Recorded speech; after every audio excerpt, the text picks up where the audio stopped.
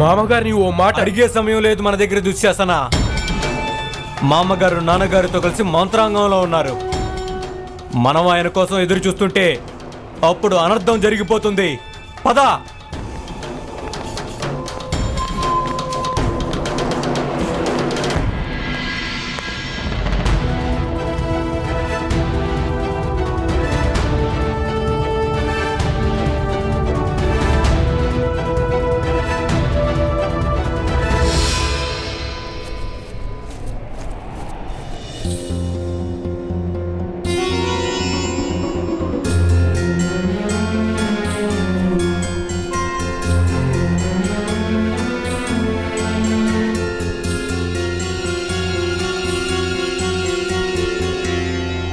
భీమన్నయ్య ఎలా ఉన్నాడు కర్ణ మహాశయ?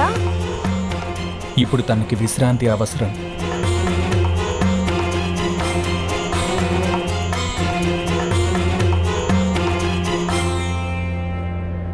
ఈ ఔషధాలు తనని బాగు చేస్తాయి.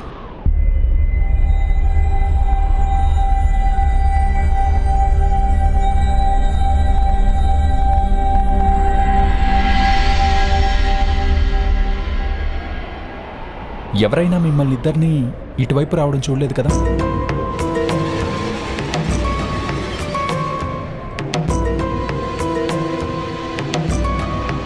పదండి రాకుమార నకుల, రాకుమార సహదేవ, మీ ఇద్దరు ఇంకా రాజ్మహల్కి తిరిగి వెళ్ళడం మంచిది.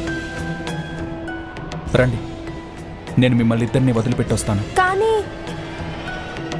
కానీ అవును అనే సమయం కాదు రాకుమార నకుల.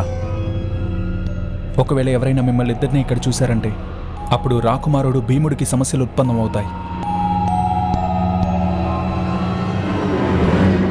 తనకి ఎవరైతే విషం ఇచ్చారో వాళ్ళు మళ్ళీ తనని ఇంకొకసారి చంపే ప్రయత్నం చేస్తారు. మనకి పూర్తిగా నిజం తెలిసేంత వరకు అసలు రాకుమారుడు భీముడి మీద ఈ విధంగా విషప్రయోగం ఎవరు చేశారో మనం ఈ విషయాన్ని గుప్తంగా ఉంచడం మంచిది. పదండి.